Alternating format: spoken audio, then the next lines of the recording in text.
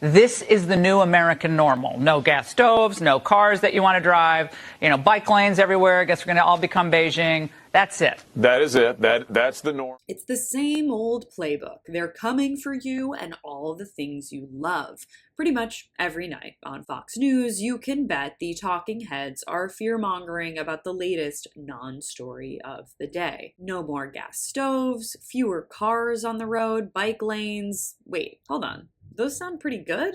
As this poster says, don't threaten us with a good time, Laura. Laura Ingraham mentions that we can't drive the cars we want to, which I was curious about, like, what could she be referring to? It couldn't possibly be this new car, the Rezvani Vengeance, which went viral last week for its absurd attributes, including a steel bumper, lights that can literally blind people, and pepper spray on the side mirrors. Forgive me if I'm just a tyrannical liberal, but these absolutely should not be on our streets. I understand conservatives being against certain types of progress, as it's inherent in their worldview to be, well, conservative. But shouldn't we all want our streets and our children to be safe, our cities to be green, and our air to be breathable? Nope. It's just another day of Laura Ingraham and Fox painting a picture of a beautiful progressive society and trying desperately to assure us all that no, that's the bad stuff. As far as pregnancy is a wonderful gift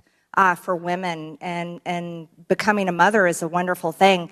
It doesn't stop many women from showing up for work, so I don't think that should be considered to be a concern of why we need to adopt this amendment, that members can't show up. This take from Marjorie Taylor Greene is interesting to me because it kind of represents a new stance that Republicans have to take on traditional conservative values. After all, aren't Republicans the so-called party of the family? Shouldn't they want pregnant mothers to be taken care of and to be able to be home when they're sick or feeling ill? This ideology on the right comes into question when you're also the party that wants to slash benefits for families, like stopping the progression of the child tax credit and halt any progress towards paid sick leave. I believe Marjorie when she says that she respects pregnancy and thinks it's a beautiful time in a woman's life. But I think what Marjorie is really saying here is that women should be having children, yes, and they should also be the ones raising those children. And because of that, we aren't going to make the workforce any easier. But Marjorie, you might ask,